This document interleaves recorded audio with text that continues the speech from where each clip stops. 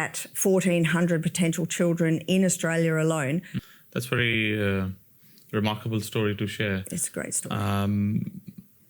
In terms of the next round of scalability, what's the broad demand side of it? How many people, how many young kids out there would need this kind of support, and what kind of other services are currently available in other states in Australia? Okay, so let's look at it from Western Australia. At the moment, we get around 120 to 125 children diagnosed every year, and that's in Western Australia. So if we look at Australia, it's now moved from 1,200 a year up to about 1,400, which was what I think was statistically given to us at the beginning of this year.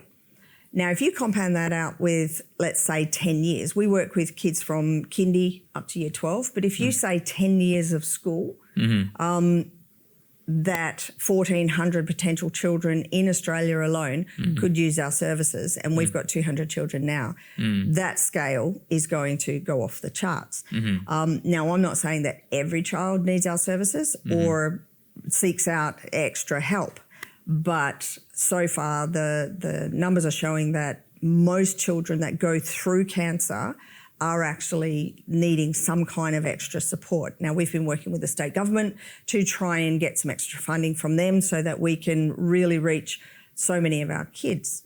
Now, for us to move nationally, we did a lot of stakeholder engagement to work out what else is out there. Because before I started this charity, I wanted to make sure that there was nothing else out there and that we weren't going into a space that was already there, because I would much prefer to lend help to an already established charity.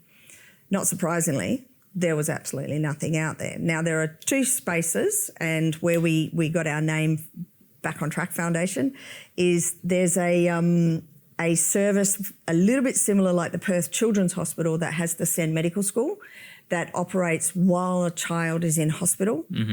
And it goes for any child that's in hospital in Western Australia, Perth Children's Hospital. But when a child has a diagnosis of paediatrics, oncology, cancer treatment, they're usually a little bit too sick to actually do school while they're in treatment. And treatment can last from 9 months up to 3 years sometimes. So, you know, there's a wide range of these children. But from a national scale, there's also a similar kind of thing run by the Health Department in Westmead Sydney Hospital, Children's Hospital, that has that similar kind of approach where they try and work with the kids that have been diagnosed with a child cancer diagnosis.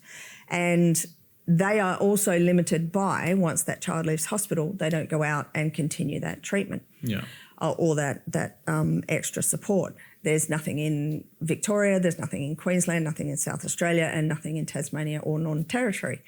So what we're faced with is... So